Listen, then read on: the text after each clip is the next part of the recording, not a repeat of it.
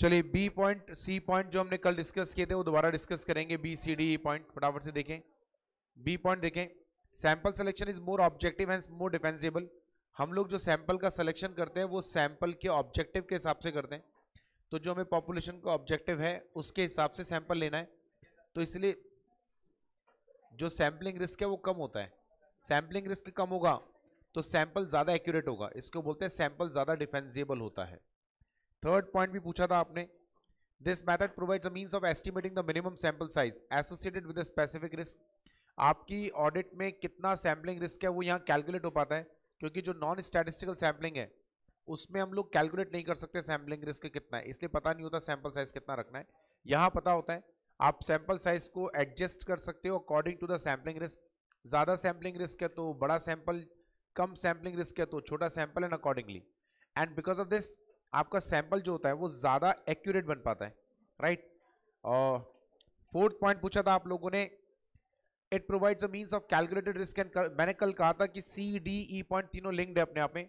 D point C point का ही expansion है कि आपको चूंकि ये पता होता है कि सैंपलिंग रिस्क कितना, you can calculate it, measure कर सकते हो। तो इस वजह से जो सैंपल के बेसिस पर ओपिनियन बनेगा उसमें और जो उसके बेसिस पर 100% पर ओपिनियन बनेगा वो दोनों मैच करते हैं। कल किसी ने पूछा था, एक बच्ची है दीक्षा या दिशा, उसने पूछा था, शायद दीक्षा है क्या, प्रतीक्षा है या दीक्षा हो, तो यहाँ बैठी थी आगे आगे, उसने कल ये पॉइंट पूछा था। वो नहीं रही क्या हमारे बीच है क्या, आई नहीं आज, आई है, आई नहीं, ऑनलाइन ले रही है, तो अगर वो हमारे बीच में तो सुन ले वो। इट प्रोवाइड्स, सो इसका मतलब ये कि जो सैंपल के बेसिस पर हमारा ओपिनियन बनेगा। हमने कल आपको एक चीज समझाई थी अगर आपको याद हो, कि स्टैटिस्टिकल सैंपलिंग के अंदर क्या होता है ना, हमें कुछ नहीं करना होता। स्टैटिस्टिकल सैंपलिंग के अंदर सिस्टम अपने आप करता है, यानी जो फॉर्मूला आप लगाओगे, फॉर्मूला नहीं बोलते, जो स्टैटिस्टिकल मेथड आप लगाओगे, अगर कल आपको ये पॉइंट समझ में नहीं आया था तो आप दोबारा सुन लें, क्योंकि इसके बाद ना आपको मैं बस लेक्चर पे रेफर करूंगा कि लेक्चर देख लो जाके, दोबारा नहीं लेंगे इसको। जो स्टैटिस्टिकल मेथड लगाया, आपको पहले ये समझना पड़ेगा कि ये स्टैटिस्टिकल मेथड करता क्या है। इस स्टैटिस्टिकल मेथड का मतलब होता है कि जो सैंपल आपने लिया और सैंपल के जो रिजल्ट्स आए, यानी सैंपल को आपने चेक करा, सैंपल को चेक करने के बाद जो रिजल्ट्स आए, ये दोनों चीजें आप ना इस स्टैटिस्टिकल मेथड के अंदर इनपुट करते हो कि ये हमारा सैंपल साइज था, ये सैंपल पे हमने चेक करके रिजल्ट निकाला, और ये हमने स्टैटिस्टिकल मेथड में फीड कर दिया। जो भी मेथड है उसमें इनपुट डालना पड़ता है ना, वो इनपुट के तौर पे हम यही डाल रहे हैं। फिर हम उसको पॉपुलेशन के फीचर्स बताते हैं। तो वो जो स्टैटिस्टिकल मेथड है वो क्या करता है, वो जो पॉपुलेशन है उसको और सैंपल को कंपेयर करता है पहले, कि सैंपल के फीचर्स और पॉपुलेशन के फीचर्स में कितना डिफरेंस है। पॉपुलेशन में ज्यादा रिस्की आइटम्स हैं, ज्यादा मटेरियल आइटम है, ज्यादा वो आइटम है, क्या नाम है, इंपॉर्टेंट आइटम्स हैं, और सैंपल में कम है। तो सैंपल पे जो रिजल्ट आया ना उसको अकॉर्डिंगली मॉडिफाई करके पूरी ओपिनियन पे देगा, ठीक है। तो सैंपल का रिजल्ट वो यूज करने से पहले उसका काम क्या है, उसका काम है सैंपल के रिजल्ट्स के बेसिस पे पॉपुलेशन पे प्रेडिक्शन करना। इसको बोलते हैं यूज ऑफ स्टैटिस्टिकल मेथड, समझ रहे हो आप। सैंपल के रिजल्ट के बेसिस पर पूरी पॉपुलेशन पे प्रेडिक्शन करना। अब प्रेडिक्शन होता है एक तो मैनुअल, जो नॉन स्टैटिस्टिकल है, उसमें तो हम अपना दिमाग लगाते हैं कि सैंपल पे ये रिजल्ट आया तो पॉपुलेशन पर ये होना चाहिए। इसमें हमसे बहुत सारी गलतियां हो जाती हैं। गलतियां क्यों हो जाती हैं, क्योंकि आप सैंपल के फीचर और पॉपुलेशन के फीचर को कंपेयर नहीं कर पाए, तो आपका एस्टिमेशन गलत हो गया। पॉपुलेशन के फीचर्स के अकॉर्डिंगली अगर सैंपल के अकॉर्डिंग अगर पॉपुलेशन के फीचर दोनों बराबर हैं, तो जो परसेंटेज ऑफ एरर या मिस स्टेटमेंट सैंपल पे वो आप पॉपुलेशन पे लगा दो। समझ गए आप। जैसे सैंपल में 10 में से 3 मिस स्टेटमेंट मिले 30%, पॉपुलेशन में 100 आइटम है तो 100 का 30% कर दो। ये तब होता है जब सैंपल और पॉपुलेशन के आइटम्स बिल्कुल सिमिलर है। पर ऐसा नहीं हो सकता ना, 10 आइटम है, 90 आइटम्स है, टोटल पॉपुलेशन 100 है। ये तो सैंपल आपने ले लिया, इसको चेक कर लिया, 3 मिस स्टेटमेंट निकल गए, राइट। अब जब हम लोग स्टैटिस्टिकल मेथड लगाएंगे वो इसके बेसिस पर यहां पे प्रिडिक्शन करेगा। ये काम होता है स्टैटिस्टिकल मेथड का, ये प्रिडिक्शन करना है उसको कि 90 में कितने होंगे, या ये वाला प्रिडिक्शन कर देगा 100 में कितने होंगे, एक ही बात है। लेकिन उससे पहले उसको प्रिडिक्शन करने से पहले इन दोनों को कंपेयर करना पड़ता है, समझे आप। इन दोनों में कितना सिमिलैरिटी है, अगर दोनों बिल्कुल सिमिलर है बिल्कुल, तो मालूम है यहां पर कितना लिख देगा 27, ये हो जाएगा 30। सिंपल, ये तो कोई भी कर सकता था, आप और हम करते अगर मैनुअली तो हम यही करते शायद, लेकिन सिंपल वो कंपेयर करेगा एंड इट फाउंड कि यार यहाँ पे रिस्क के आइटम ज्यादा हैं, यहाँ पे रिस्क ऑफ मिस स्टेटमेंट ज्यादा है, मटेरियल आइटम ज्यादा है, तो ये 27 नहीं आएगा। ये 27 कैसे आए समझ गए ना आप? 30%, 90 का 30%, तो ये यहां पर ज्यादा फिगर लेगा। लाइक हो सकता है वो आपको 35 लिख दे, 37 लिख दे, right? So the percentage is deviating, it is now 38। Clear? Or maybe possible the items constituting this 90 are the less material, less risky. So this might be 20 only. So the total prediction is 23. This is how the statistical method make prediction for the whole population. This is accurate. This is absolutely accurate. There is no like projections on unestimated figures. तो statistical का ये सबसे अच्छा फायदा होता है, ये सबसे बेनिफिट है। अब हम क्या बोल रहे हैं आपको, हम पढ़ क्या रहे थे? नॉन स्टैटिस्टिकल होता तो ये जो पॉपुलेशन के सैंपल के रिजल्ट के बेसिस पर आपने पॉपुलेशन पर ओपिनियन बनाया है, इन दोनों में डिफरेंस के चांसेस होते हैं, यानी ये उतना एक्यूरेटली नहीं बन पाता अगर आप नॉन स्टैटिस्टिकल कर रहे होते। तो स्टैटिस्टिकल में ये संभावना कम हो जाती है, क्योंकि वो मालूम है क्या करता है, वो पहले इसको कंपेयर कर रहा है ना, तो उसने सैंपलिंग रिस्क को मेजर कर लिया। अब सैंपलिंग रिस्क मेजर हो गया ना, आपने रिस्क ऑफ मिस स्टेटमेंट देखा, आपने मैटेरियलिटी देखा, तो उसके अकॉर्डिंग सैंपलिंग रिस्क पता चला ना कम या ज्यादा है, उसके अकॉर्डिंग उसने रिजल्ट को अप एंड डाउन करा ना। तो आपके जो ये प्रोबेबिलिटी है कि there will be a difference based on the sample and 100 examination, वो डिफरेंस आने की जो प्रोबेबिलिटी थी वो खत्म हो गई। अब तो हम लोग सैंपल के बेसिस पे प्रेडिक्शन करें या 100% एग्जामिनेशन के बेसिस पे, will get the same results. That is what the benefit of this. आगे समझ में? And the last, it provides a better description of the large mass of the data than a complete examination of the data. ये कोई benefit नहीं है, ये तो sampling का फीचर है, बट स्टैटिस्टिकल में ये थोड़ा ज्यादा अच्छा होता है कि सैंपल के बेसिस पर पूरी पॉपुलेशन पर ओपिनियन बनाया। So sample is giving you the estimation of the large mass of the data. This large mass of data here we means क्या? Population. अब ये काम तो हम लोग सैंपलिंग में भी करते थे नॉन स्टैटिस्टिकल में, बट नॉन स्टैटिस्टिकल में इसके चांसेस कम होते हैं, यानी उसमें इस बात की प्रोबेबिलिटी ज्यादा होती है कि पॉपुलेशन पर जो ओपिनियन बना या जो आपका सैंपल है, it is perhaps not representing the whole mass of the data, शायद वो पूरी पॉपुलेशन को ढंग से रिप्रेजेंट नहीं कर रही, बस इतना सा ही डिफरेंस है और डिफरेंस नहीं होता। सो ये 5 फीचर्स हैं which leads you to use statistical sampling as compared to non-statistical sampling. See, this chapter will going to be more difficult, more technical, right? तो जितना आपका इसमें इन्वॉल्वमेंट रहेगा ना, उतना बेटर रहेगा। यदि आप फोर्सफुली बैठे हुए हैं तो मत बैठना, क्योंकि ये चैप्टर आपके लिए वेस्टेजेस ऑफ टाइम हो जाएगा। इस चैप्टर में आपका इन्वॉल्वमेंट तभी है, मतलब जब आप डेडिकेटेडली इन्वॉल्व है। Okay, so if anyone is sitting just because of like किसी और अपने साथी की वजह से बैठना पड़ रहा है, सो डोंट सिट, और otherwise you have to be very careful. अभी आगे जाके मैं ये नहीं कर पाऊंगा कि जैसे मैंने 5 पॉइंट समझाए थे डिटेल में, you said all points explain again, ये आपका जो लैक मतलब ये जो ये अटेंटिवनेस का जो लैकिंग है ना, ये बेटा आप इस वाले पॉइंट में तो कोई बात नहीं, don't do this.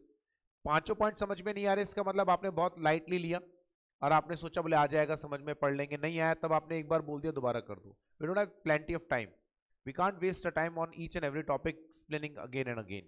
So this is the last time when I'm explaining this entire topic again. अब की बार नहीं, इसलिए प्लीज बी केयरफुल। मैं रेफर कर दूंगा लेक्चर को, रिकॉर्डेड लेक्चर देखो, इसलिए प्लीज, है ना। नोट नंबर 1, इन सम सर्कमस्टांसेस, अब देखिए एक बड़ा इशू है, 2 बड़े इशू हैं। पहला इशू ये है स्टैटिस्टिकल और नॉन स्टैटिस्टिकल में कौन सा यूज करें, क्योंकि आपने स्टैटिस्टिकल के एडवांटेजेस बता दिए पर डिसएडवांटेज भी बता दिया, क्योंकि नॉन स्टैटिस्टिकल डिफिकल्ट होता है, इसमें कोई दो राय नहीं, और आपकी स्टैटिस्टिक्स पे पकड़ बहुत शानदार होनी चाहिए। Unless you know how to apply the statistical methods, like you may know what is a t-test, z-test और ANOVA test and all, जानना और अप्लाई करना इसमें फर्क होता है, बहुत फर्क होता है, मतलब भयंकर वाला फर्क होता है। हम लोग ये स्टैटिस्टिकल मेथड से रोज खेलते हैं क्योंकि हमारा रिसर्च का भी काम होता है, तो उसको जब यूज करते हैं ना तब पता चलता है कि कैसे यूज करते हैं। एक सॉफ्टवेयर आता है SPSS, एक सॉफ्टवेयर इन्फोसिस का बनाया हुआ है, You even cannot predict the data using that SPSS software. वो इतना टिपिकल सॉफ्टवेयर है कि आपको उसमें स्टैटिस्टिकल मेथड लगाने नहीं है, आपको डेटा इनपुट करना, आपसे डेटा इनपुट नहीं होगा। तो इसलिए स्टैटिस्टिकल मेथड को यूज करना अपने आप में बड़ा मुश्किल काम है, तो ये डिसएडवांटेज है। उसके लिए फिर डेटा बहुत सारा चाहिए। छोटी सी एंटिटी में ये लगाऊंगा तो आपका टाइम ज्यादा खराब होगा, रिसोर्सेज ज्यादा खराब होंगे, लेकिन आउटपुट उतना नहीं आएगा।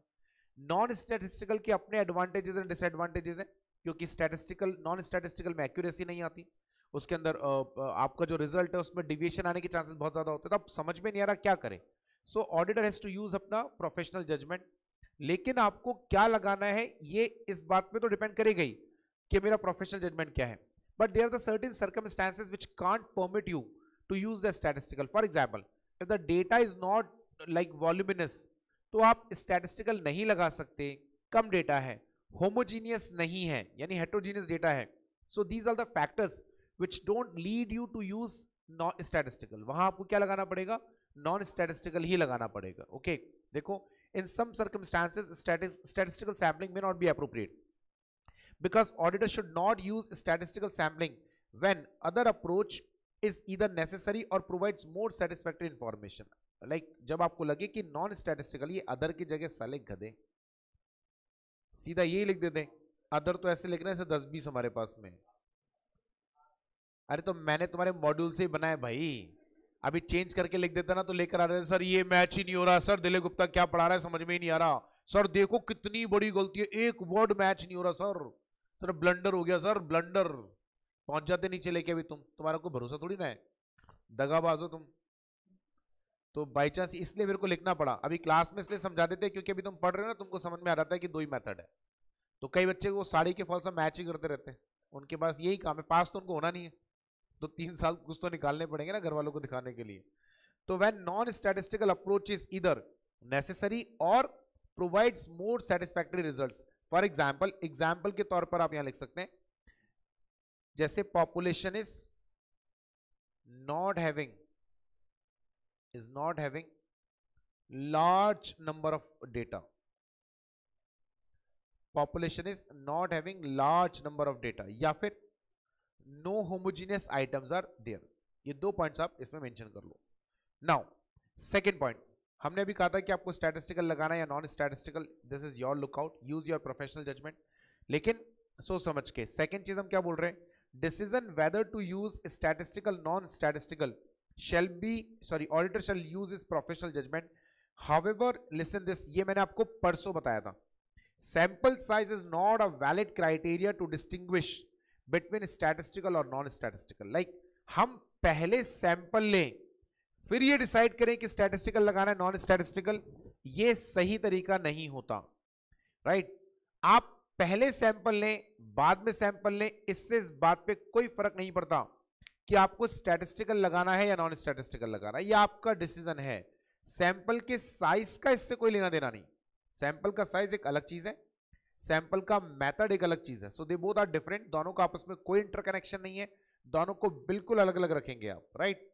तो आपको स्टैटिस्टिकल लगाना है नॉन स्टैटिस्टिकल, वो इस बात पर डिपेंड करता है कि आपकी पॉपुलेशन में आइटम्स कौन से हैं, होमोजीनियस है, नॉन होमोजीनियस है, रिपीटेड है, नॉन रिपीटेड है, या एबनॉर्मल आइटम्स हैं, वॉल्यूमिनस ट्रांजैक्शंस हैं या नहीं। They are the factors on the basis of which you decide.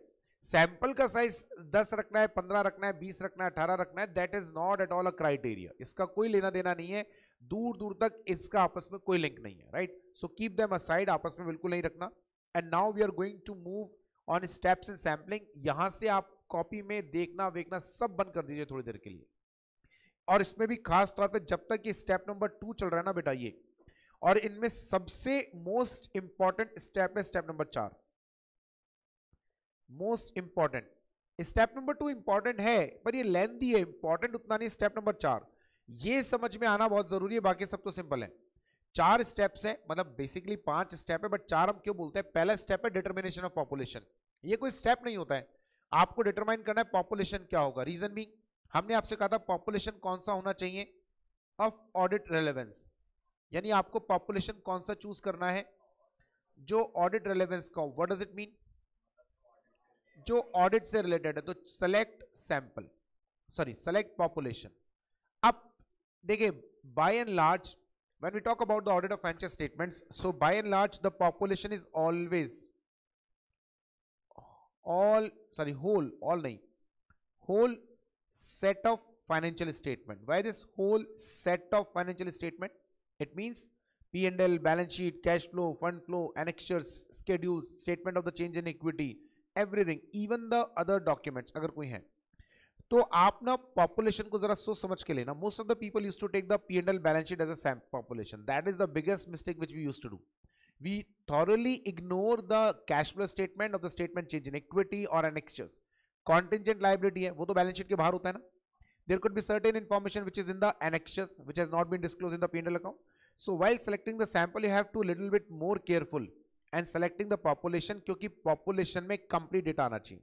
और उसमें भी बेटे अगर स्टैटिस्टिकल यूज कर रहे हो ना तो गलती से भी कोई इंफॉर्मेशन मत छोड़ना, क्योंकि स्टैटिस्टिकल ना बड़ा खतरनाक होता है.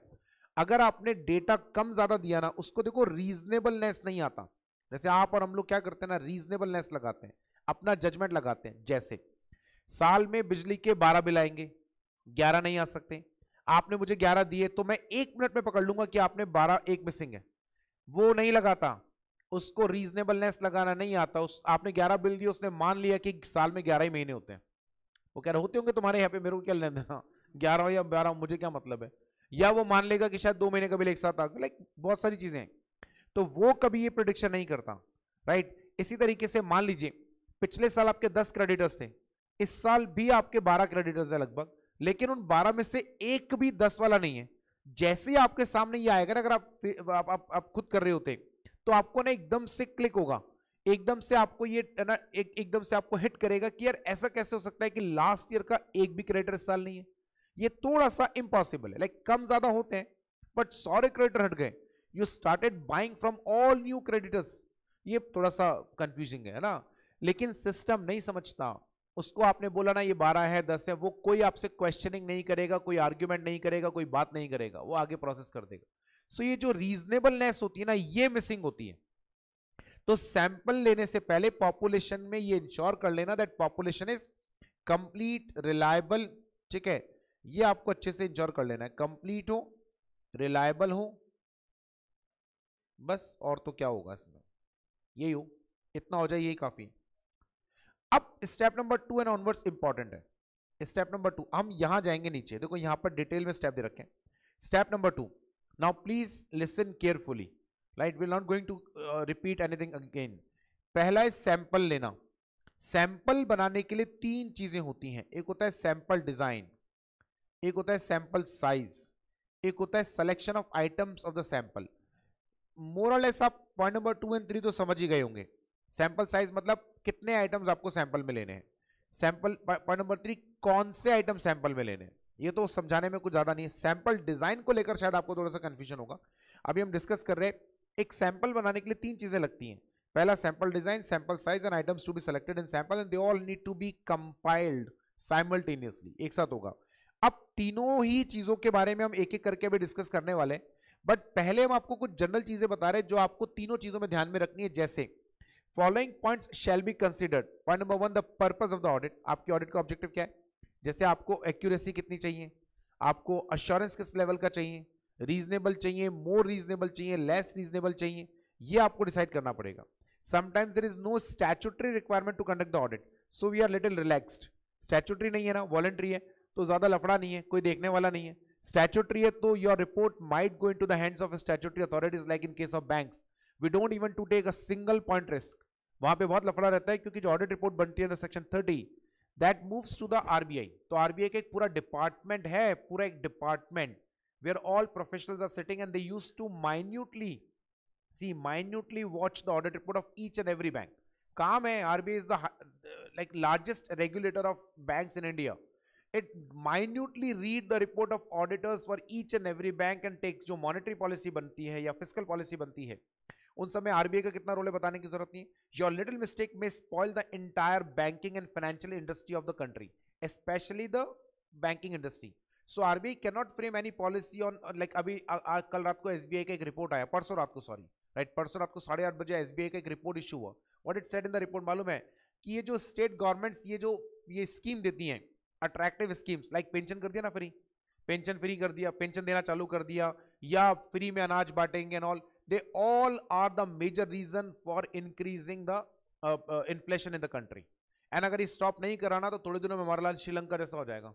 श्रीलंका का पता है ना क्या चल रहा है, it's almost about to insolvent. वहां के एक एक व्यक्ति के ऊपर इतना कर्जा है कि अगर वो व्यक्ति अपनी एसेट बेच देना तो भी कर्जा ना चुका पाए। तो एक दिन ऐसा होगा कि उस कंट्री को कोई टेक ओवर कर लेगा, जैसे कंपनी टेक ओवर कर लेती ना, ऐसे वो कोई चाइना ही टेक ओवर करेगा, और तो कौन करेगा, वो टेक ओवर कर लेगा उसको। टेक ओवर मतलब उसका कर्जा चुका दिया और हमारी होगी company. This is because of free schemes, they are giving free schemes since 1994। तो ऐसा आपने ये कितना इंपॉर्टेंट ऑब्जर्वेशन होता है सोचो आप, ये सारा observation they used to do from the audit report, so you can't take the risk. लेकिन अगर मान लो कोई वॉलंटरी ऑडिट है, इसने एमआई ऑडिट करा ली, पार्टनर्स हैं, तीनों पार्टनर्स को आपस में डिस्प्यूट हो गया, उसको सॉल्व करने का है, तो कोई स्टैट्यूटरी रिक्वायरमेंट तो है नहीं, so you can be little more relaxed. तो आपको ये देखना पड़ेगा कि सैंपल में ऑडिट का पर्पस क्या है। Sir in the end of the audit को तो फिर एमआर ही लेना है। अरे अरे किसने बोला आपको कि हर चीज के लिए एमआर ले दो, who said this? So why shall an auditor should, ऐसे तो फिर हम लोग किसी भी चीज को चेक नहीं करें, ऑडिट ही क्यों पढ़ रहे हैं? मैंने कब कहा कि आपको हर चीज के लिए एमआर लेना है? और एमआर में ओपिनियन कब होता है क्या? एमआर क्यों लेते हैं आप समझते हैं इसका मतलब इतने दिन हो गए आपको पढ़ते हुए और आपने एमआर वाला स्टैंडर्ड पढ़ लिया, still you are asking such a stupid question.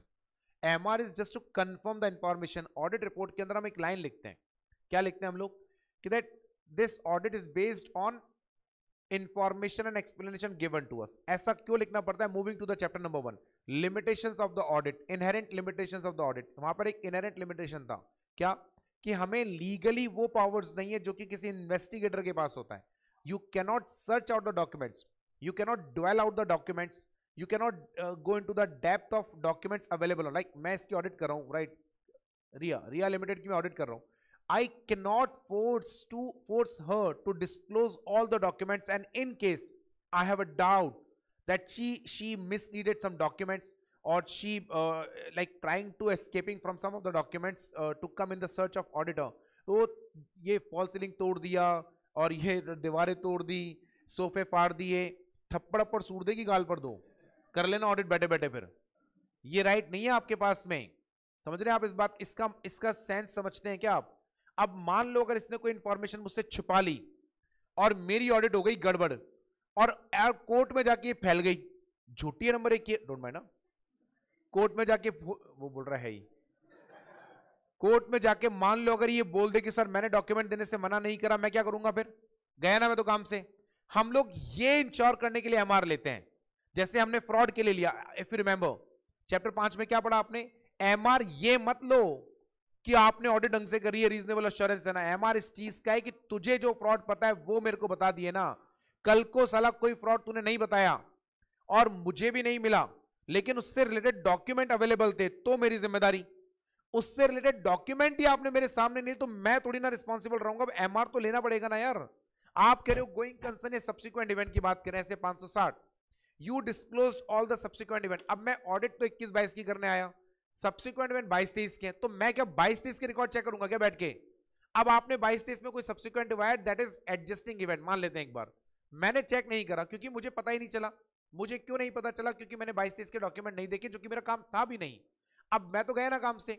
That is the reason that why you should take the MR. MR is not a substitute of the audit opinion. If it would have been replacement of audit opinion, तो audit का के लिए करा रहे थे? So don't tell me this कि sir हमको end में MR तो लेना ही है, then why we are doing all of this and all risk assessment and all. MR इस बात के लिए लिया जाता है, opinion के लिए नहीं लिया जाता। So ये तीनों चीजें डिसाइड करने से पहले आप ऑडिट का पर्पस देखेंगे। Second, features of the population, no doubt ये सबसे ज्यादा इंपॉर्टेंट है, क्योंकि सैंपल का डिजाइन सेलेक्ट करने में ये बेहद इंपॉर्टेंट रहेगा कि आपका पॉपुलेशन कैसा है, होमोजीनियस है, नॉन होमोजीनियस है, रिपीटेटिव है, एबनॉर्मल आइटम्स है, रेकरिंग आइटम्स है, नॉन रेकरिंग आइटम्स है, स्मॉल अमाउंट आइटम्स है, लार्ज अमाउंट आइटम्स है, मिसस्टेटेड अमाउंट्स है या रिस्क ऑफ मिसस्टेटमेंट ज्यादा है, मटेरियल है, नॉन मटेरियल है, पिछले सालों वाले ही आइटम्स है, ये सब आपको देखना पड़ेगा। So the population of the feature of the population is very important. Third, object of sample must be to reduce to an risk to an acceptability. ये नहीं बताना चाहिए था आपको, क्योंकि this is not the feature of sample, this is the feature of audit. हम लोग audit करते समय इस बात पे कोशिश करते हैं कि audit risk, I hope you remember, risk पढ़ा था हमने, that auditor may express a wrong opinion, right? याद आया ऑडिट रिस्क? सो आपको ये रिस्क कम ही करना होता है। हम लोग इसी इंटेंशन के साथ में जाते हैं that we have to reduce to risk to an acceptably low level. Zero तो कर नहीं सकते, 0 तो तभी होगा जब 100% एग्जामिनेशन है, वो होगा नहीं। और जब तक सैंपलिंग कर रहे हो ये रिस्क रहेगा, तो we have to reduce it. तो आप सैंपल लेते समय ध्यान रखना कि सैंपल इस तरीके से चूज करना है आपको जिससे कि आप ज्यादा से ज्यादा रिस्क को रिड्यूस कर सकें, राइट। एंड द लास्ट, और जो कि बड़ा कॉमन है, each unit must have an equal chance of being selected. सारी यूनिट्स के सेलेक्ट होने के जो चांसेस हैं वो बराबर होने चाहिए, उनके सिलेक्शन में कोई वो ना हो। तो ये तो हम पहले ही पढ़ चुके हैं ना, सैंपलिंग करते समय आपको ये करना ही है। अब चलते हैं एक एक करके। सबसे पहले सैंपल डिजाइन। यहां आकर आपको बहुत सारे नई चीजें पता चलने वाली हैं, बहुत सारे नए कॉन्सेप्ट्स आएंगे। So your confusion is quite acceptable, okay. But हाथ के हाथ बता देना, sample design, in designing the sample consider, ये मैं आपको बाद में पढ़ाऊंगा। पहले देखो, there are the two sample designs, उसके बाद ऊपर चलेंगे। There are two types of the sample design, one is value weighted selection and one is stratification. Stratification, ये दो टेक्निक्स होती है, मतलब ये सैंपल का डिजाइन लेने के तरीके हैं कि आप कैसे लोगे। सैंपल तो करना है, ये मत कर लेना स्टैटिस्टिकल नॉन स्टैटिस्टिकल, तो बात की बात है। आपको सैंपल को एनालाइज कैसे करना है वो आपका अपना लुकआउट है कि स्टैटिस्टिकली करेंगे या नॉन स्टैटिस्टिकली। सैंपल को चूज कैसे करना है, इसको बोलते हैं सैंपल डिजाइन। दो हमारे पास तरीके हैं, one is value weighted selection and one is stratification. What is value weighted selection? Now look at the board, look at the screen. Value weighted selection का मतलब है that we use to assign a weight or to every value of every item of the financial statements, like P&L में 15 item है, हर एक item को एक wait आपको allocate करना है। जैसे हम लोग कभी आपने एफएम में शायद इंडेक्सेशन पढ़ा होगा, इंडेक्स पढ़ा होगा, इंडेक्सेशन नहीं, इंडेक्स नहीं पढ़ा है क्या? ये वो वाला इंडेक्स नहीं, निफ्टी सेंसेक्स के बारे में नहीं पढ़ा है क्या? नहीं पढ़ा क्या? चलो छोड़ो, फिर मैं मेरे हिसाब से बताता हूँ। तो वैल्यू वेटेड सिलेक्शन में हम क्या करते हैं, जितने भी आइटम्स हैं उन सारे आइटम्स को हम एक एक वेट असाइन करते हैं according to the importance of that item as a whole. जैसे सेल्स का पूरी बैलेंस शीट में या पूरे फाइनेंशियल स्टेटमेंट में क्या रोल है, इसको देखते हुए, उसकी मैटेरियलिटी को देखते हुए, उसके रिस्क ऑफ मिस स्टेटमेंट को देखते हुए, we used to allocate a weight to that item. जब सारे आइटम्स को हम लोग वेट दे चुके होते हैं तो उसके बाद में हम लोग जो हाईएस्ट वेटेड आइटम्स होते हैं उनको अलग कर लेते हैं। So we used to have a ascending or descending order in the items. अब जो आइटम सबसे टॉप पर है उनको आपने सैंपल में ले लिया, बाकियों को छोड़ दिया। ये जो वेट आपने असाइन करा ये हर बार डिफरेंट हो सकता है और इवन पॉसिबल है during the audit wait change हो जाए। लाइक शुरू में आपको रिस्क ऑफ मिस स्टेटमेंट कम लग रहा था, किसमें? सैलरी में, तो आपने वेट कम दिया, वेट कम दिया तो सैंपल में नहीं आया। While conducting the audit you found that the weight is high, so you assign more weight to it, so you need to change the entire sampling again. ये चलता रहेगा प्रोसेस ऐसे ही, right? So auditor has to assign a weight to each and every item, and according to the weight we select the item. See, the value weighted selection, when to use value weight, नहीं, identify the sampling units as individual monetary items. जितने भी sampling unit है, बेटा sampling unit का मतलब जो sample के अंदर है, नहीं, जो पॉपुलेशन के अंदर है, तो जितने भी सैम्पलिंग यूनिट्स है उन सबको आप एक मॉनेटरी आइटम मानेंगे, तो वो तो वैसे भी मानते हैं। And assign a weight to them, stop writing, assign a weight to them and make a list। ठीक है, वो आप कैसे बनाएंगे, असेंडिंग ऑर्डर में या डिसेंडिंग ऑर्डर में, दैट इज योर चॉइस। आप असेंडिंग में बनाओ या डिसेंडिंग में बनाओ, वो आपकी चॉइस है। और फिर जो टॉप आइटम्स हैं उनको आप चूज कर लें। ध्यान रहे, वेट देते समय खाली वैल्यू मत देखना, मतलब सिर्फ मॉनेटरी वैल्यू मत देखना कि किसी का मॉनेटरी वैल्यू ज्यादा रहा है तो आपने उसको ज्यादा वेट दे दिया। This is not the right way. We need to simultaneously consider multiple factors like risk of miss statements, materiality, importance of that item for the whole financial statements called as pervasiveness, right? वो सब चीजें देखकर आपको weight assign करना है। So there is a possibility that an item having a low monetary value is having a high value और vice versa, that's quite possible. इसमें कोई घबराने की या परेशान होने वाली जैसी कोई बात नहीं अगर ऐसा होता है तो, right? When to use evaluated selection? When each sampling unit is a different nature, hence strata cannot be framed. Simple शब्दों में बोले, अगर स्ट्रेटिफिकेशन नहीं कर सकते तो ये टेक्निक आप कभी यूज नहीं करें। ये बिल्कुल भी सेफ टेक्निक नहीं है, क्योंकि इसमें प्रोफेशनल जजमेंट हाईएस्ट लेवल पे चला जाता है, मतलब हाईएस्ट, क्योंकि वेट्स जो असाइन आपको करने हैं वो टोटली आपके इस पर टिका हुआ है। So there is a high possibility that you will be biased. So valuated selection या तो यूज नहीं करें, या आपका एक्सपीरियंस बहुत ही ज्यादा अच्छा रहा है, राइट, बहुत अच्छा रिच एक्सपीरियंस अगर आपका है, तो आपको वैल्यूएटेड सिलेक्शन यूज करना है, otherwise don't use it, right. ये बर्बाद कर देगा आपके पूरे सैंपल को। अगर ये वो है जो अगर सही लग जाए ना तो भाई साहब आबाद कर दे, अगर गलती से भी जरा लग गया ना तो ये ऐसा बर्बाद करेगा ना आपके सैंपल को कि आपसे संभलेगी नहीं ऑडिट। इसलिए don't use it unless you are expert one. Second आता है स्ट्रेटिफिकेशन। अब ये स्ट्रेटिफिकेशन कहां से आया? एक्चुअली स्ट्रेटिफिकेशन ना ये जरूरत के हिसाब से डेवलप हुआ मेथड है, एक्चुअली ये था ही नहीं कभी, ये दोनों ही नहीं थे कभी भी। पहले क्या होता था, सैंपल जो हम लेते थे, स्टैटिस्टिकल लेना है तो हम लोग रैंडम नंबर टेबल बाजार से मंगा लेते थे और उससे सैंपल ले लेते थे। नॉन स्टैटिस्टिकल है, दिमाग लगाया उठाया बात खत्म, बस इतना ही होता था, बहुत ज्यादा मादा पच्ची नहीं थी। लेकिन जब हम लोगों ने सैंपल लेना चालू करा, ये वैल्यू वेटेड तो बहुत बाद में आया, सबसे पहले स्ट्रेटिफिकेशन आया, और ये भी सैंपलिंग आने के बहुत सालों बाद आया, बहुत सालों बाद नहीं, मतलब कई डिकेड्स के बाद में आया है। तो आप सैंपलिंग करते थे नॉर्मली, स्टैटिस्टिकल है, रैंडम नंबर टेबल चूज करा, वो टेबल लेकर आए, टेबल के हिसाब से नंबर निकाला, काम हो गया, कॉल्ड स्टैटिस्टिकल मेथड। आपने नॉन स्टैटिस्टिकली चूज करा using your PJ, then this is non statistical, that was going on. अब हम लोग जब भी सैंपल ले रहे थे, चाहे हम लोग स्टैटिस्टिकल लगाए या नॉन स्टैटिस्टिकल, राइट, चाहे हम रैंडम नंबर टेबल लेकर लगाए या प्रोफेशनली, लेकिन दोनों में एक प्रॉब्लम क्या था, जैसे आपका पॉपुलेशन है, now population consist of multiple varied nature of the items, it has expenditures or incomes or assets and liabilities. This is a broad category. Within expenditures you could have direct and indirect. Within indirect expenditures you could have multiple a type of expenditures. अब problem क्या था, आपने sample ले लिया, random number table से लिया, random number table आपको क्या बताता है, 15 कोई भी फिगर, 1 4 8 11 15 13 14 15 16, फिर 22 25 26, फिर 31 32 33 एंड सो ऑन।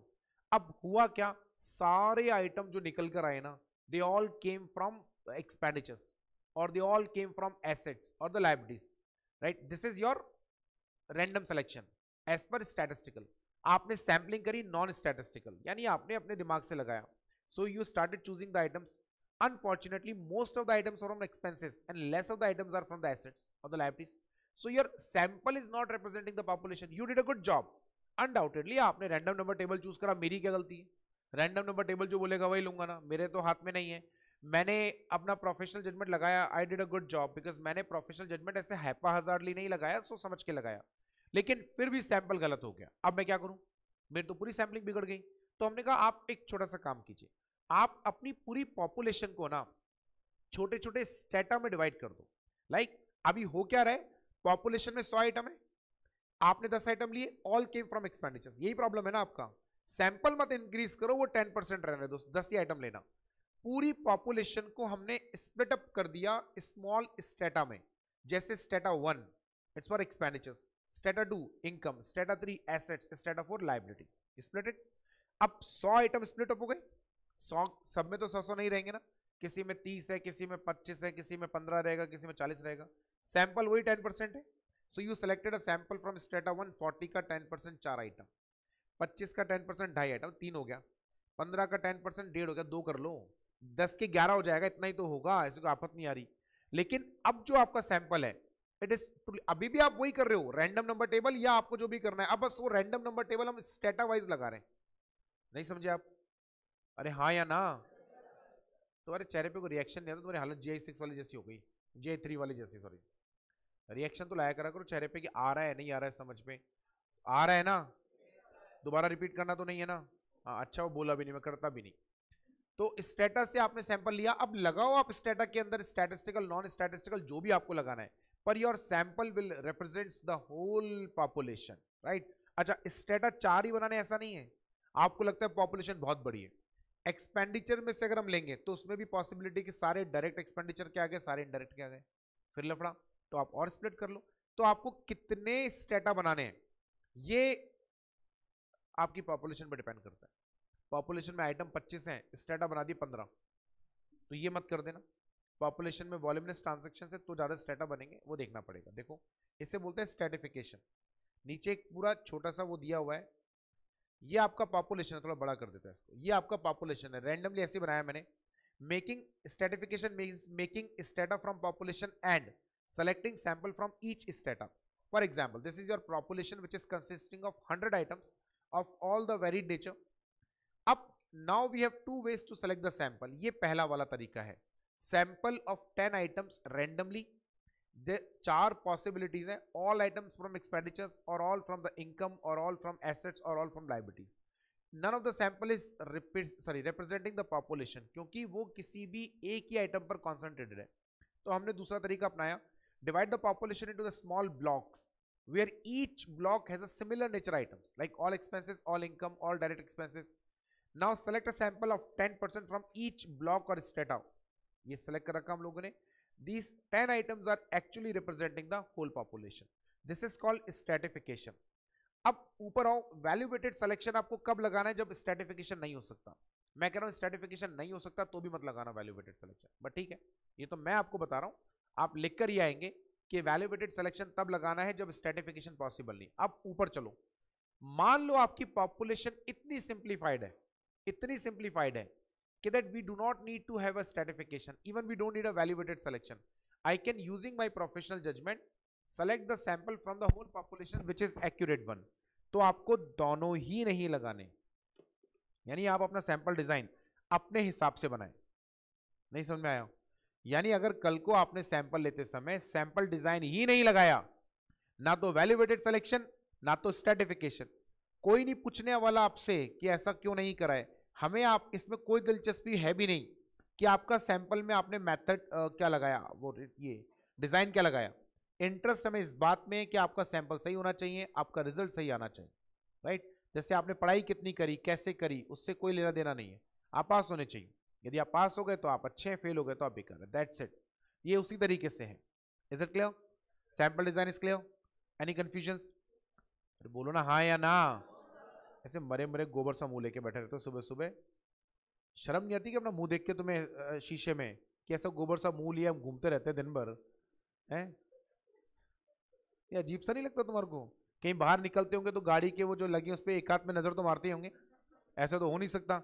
और जिनका चक्कर चल रहा है वो तो 2-3 बार मार लेते होंगे नजर. तो तुम्हें नहीं लगता अपना गोबर सा मुंह देख के कि यार क्या हाल है हमारा, मतलब हम कैसे लोटे पेटे से हो रहे हैं यार, हैं?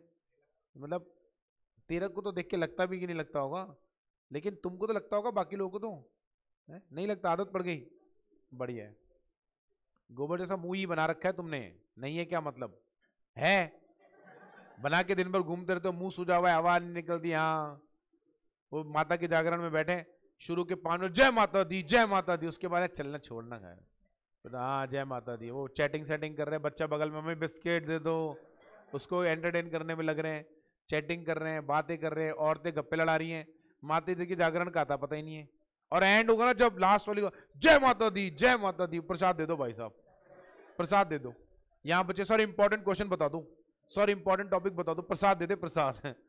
वो लेकिन पढ़ाई ढंग से नहीं हो रही, ऐसा चेहरा लेके बैठा रहा. थोड़ा तो एक्टिव लेकर बैठा रखा रहा. थोड़ा सैंपल डिजाइन में हमने कहा था कि सैंपल डिजाइन आपको चूज करते समय सर ऐसी कौन सी सिचुएशन होगी जिसमें स्ट्रैटिफिकेशन नहीं हो पाएगा.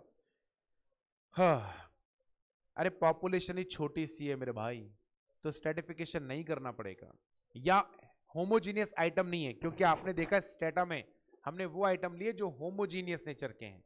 तो जब होमोजीनियस आइटम्स नहीं है तो स्ट्रैटिफिकेशन कैसे होगा?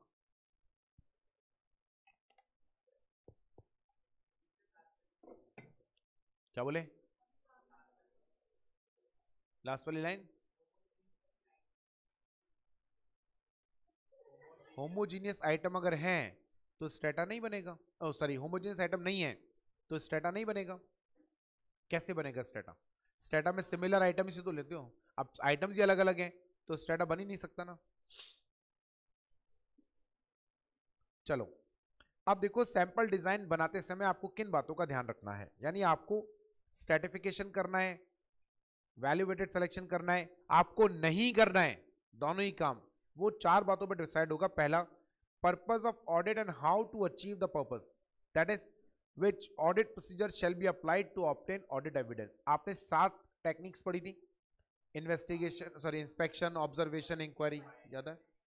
आपको कौन सी टेक्निक लगानी है, या आप कौन सी टेक्निक को प्रोमिनेंटली यूज करने का प्लान बना रहे हो, या आपके हिसाब से इस ऑडिट में कौन सी टेक्निक ज्यादा प्रोमिनेंटली यूज होने वाली है, उसको ध्यान में रख के करो. फॉर एग्जाम्पल, यदि आप इंक्वायरी करने वाले हो तो वैल्यू वेटेड सिलेक्शन चूज करना.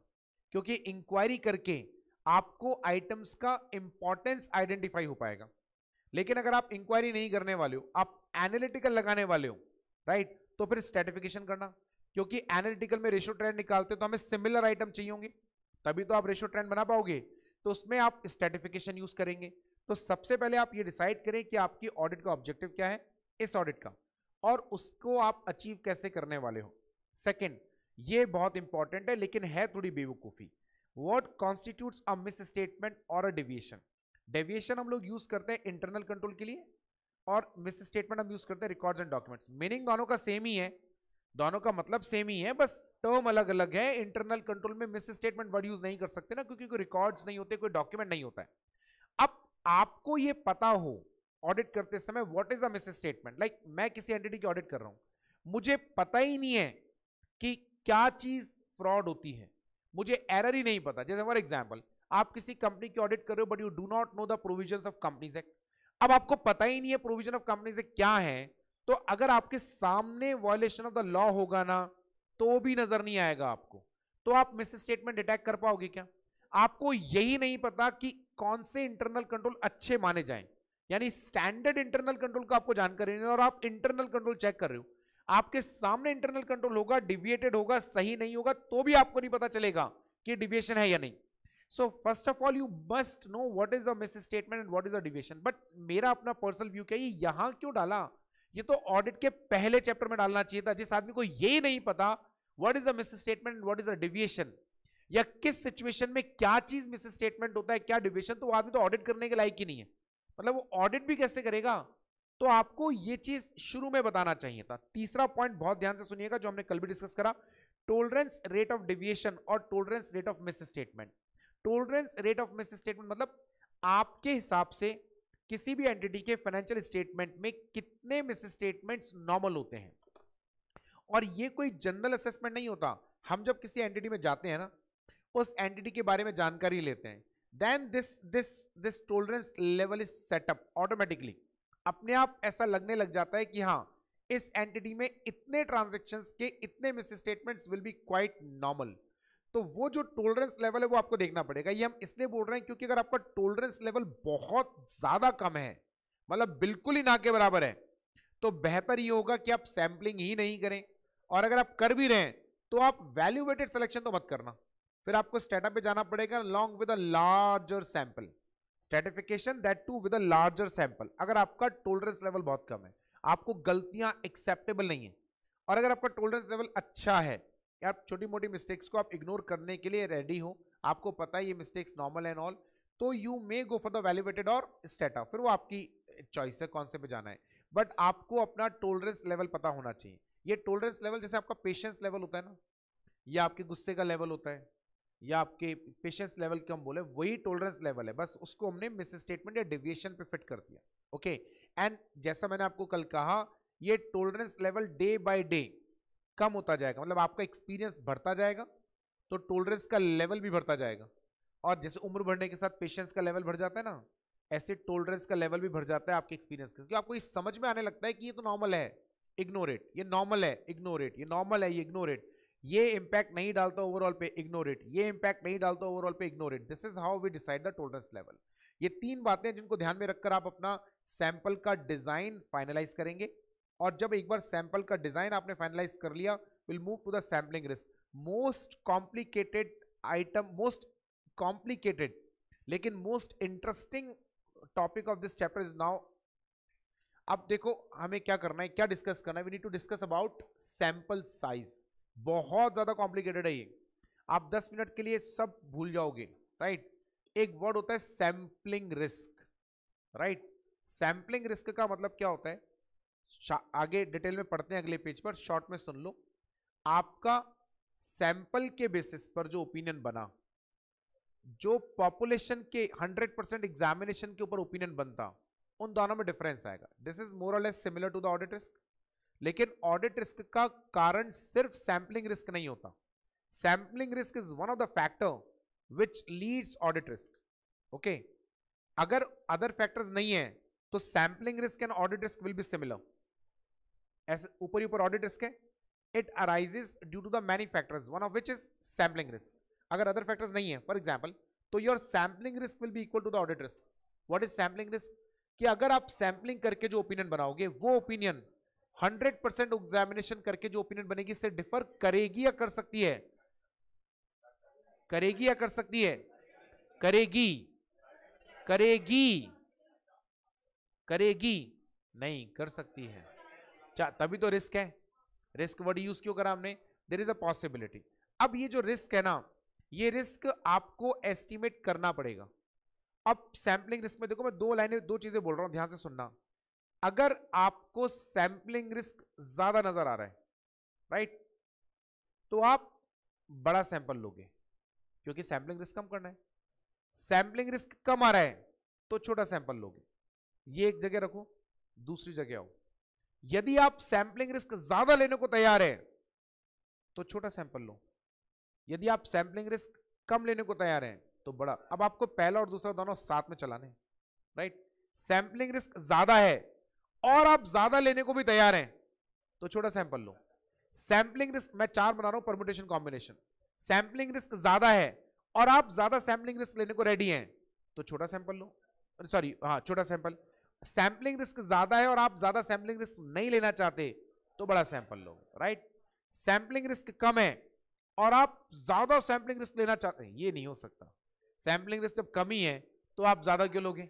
है ही कम. यहां नहीं बन सकते दो केसेस. सैंपलिंग रिस्क कम है, ठीक है, कम है तो हम कम ही चाहते हैं. तो फिर उस केस में आप छोटा सैंपल लेके काम चला सकते हैं. लेकिन अगर आप इतने ज्यादा प्रिकॉशनरी हैं कि आप सैंपलिंग रिस्क ही नहीं चाहते, जो कि इम्पॉसिबल है बट आप नहीं चाहते, तो फिर बड़ा सैंपल लेना पड़ेगा. क्लियर? ये दोनों चीजें साथ में चलेंगी. देखो, sample size, how many units shall be taken in the sample. Which units की बात नहीं कर रहा हूं, वो थर्ड आइटम है. How many units is to be taken in the sample. What should be the sample size? It depends upon the sampling risk. Sampling risk अगर higher है तो सैंपल साइज, एसएस मतलब सैंपल साइज, एसआर मतलब sampling risk. Don't write down, पहले देख लो. Sampling risk higher है तो sample size भी क्या होगा? हायर. सैंपलिंग रिस्क लोअर है तो सैंपल साइज भी क्या होगा? लोअर. लेकिन conversely, if auditor is willing to accept lower sampling risk, shall select a higher sample. Higher sampling risk shall select a small sample. right? ये clear हो गया. अभी हमारा सैंपलिंग रिस्क डिस्कस करना बाकी है. देखो यहां पर है, ये तो सैंपलिंग रिस्क के बारे में, सैंपलिंग रिस्क का मीनिंग क्या होता है ना, ये एक अलग अपने आप में 4 नंबर के लिए क्वेश्चन डिजर्व करता है. खैर, ये जो भी मैंने आपको समझाया ना, देखो वो यहां लिखा हुआ है. If auditor is not willing to take such risk, do 100% examination. आप सैंपलिंग रिस्क लेना ही नहीं चाहते तो भाई सैंपलिंग मत करो फिर, क्योंकि सैंपलिंग करोगे तो सैंपलिंग रिस्क तो आएगा. रेडी टू और willing to take such risk may do sampling, willing to accept higher sampling risk may take a small sample, willing to accept the lower sampling risk shall select a large sample. Right, आगे चलते हैं वापस ऊपर. Second, auditors professional judgement. ये हमने इस वाले के लिए लिखा है. While selecting a sample size, auditor may decide to use statistical और नॉन स्टैटिस्टिकल. ये आपकी इच्छा है. आप जो सैंपल चूज करोगे वो आप स्टैटिस्टिकल लगाओ. ये हम ऊपर से डिस्कस करते हुए आ रहे हैं. यानी पहले आप ये डिसाइड कर लो सैंपल लार्जर लेना है, स्मॉलर लेना है, वो आपको सैंपलिंग रिस्क के बेसिस पर डिसाइड करना है. Okay, higher sampling risk, higher sample, lower sampling risk, lower sample, willing to take higher sampling risk, lower sample, willing to take lower sampling risk, higher sample. Decide हो गया. अब आपकी मर्जी है, आपको स्टैटिस्टिकल मेथड लगाकर सैंपल लेना है, यानी रैंडम नंबर टेबल लोगे या फलाना करोगे, दिमाग करोगे, या आप अपना प्रोफेशनल जजमेंट लगाकर नॉन स्टैटिस्टिकल लोगे. That is your choice. Right. Factors to be considered in deciding sample size. थोड़े फैक्टर्स है जो हम पेज नंबर 7.10 एंड 7.11 पर हैं. राइट, ये तो वो है सैंपलिंग रिस्क वाला जो मैंने भी आपको समझाया. मैंने आपको सिर्फ अभी तक सैंपलिंग रिस्क नहीं समझाया, वो भी समझ में तो आ गया आपके, बस अगर पढ़ना बाकी है. बाकी जो आपने पढ़ा वो ये, क्योंकि ये जो चार्ट है ना, ये वाला, ये बहुत कॉम्प्लिकेटेड है. ये आपको भयंकर वाला उलझाएगा, यानी सिंपल चीज को कॉम्प्लिकेटेड बना देगा. तो ये हम लोग कल डिस्कस करेंगे. आज आपके लिए एक छोटा सा होमवर्क है. पेज नंबर 7.10 पे यहीं देखना एक बार. मॉड्यूल है 7.10 पे, यहीं देखो एक बार. हाँ जी,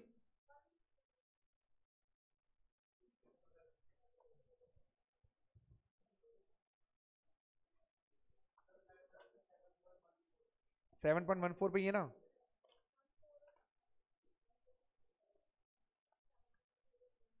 हाँ, ये आपको दे रखे हैं 7.14 पे examples of factors affecting sample size, पहला टेस्ट ऑफ कंट्रोल पे दे रखा है और 7.15 पे टेस्ट ऑफ डिटेल। ठीक है, एक पढ़ोगे दूसरा वाला आ जाएगा क्योंकि बिल्कुल ऑलमोस्ट सिमिलर है। तो कल आपको ये काम कर कर आना है, ये पढ़कर आना है, राइट। ये छोटा सा आपके लिए होमवर्क है, और फिर हम कल इसके डाउट्स लेंगे। ऑनलाइन वाले बच्चों को डाउट हो तो बताएं, ऑनलाइन वाले बच्चों को कोई डाउट है तो बताएं।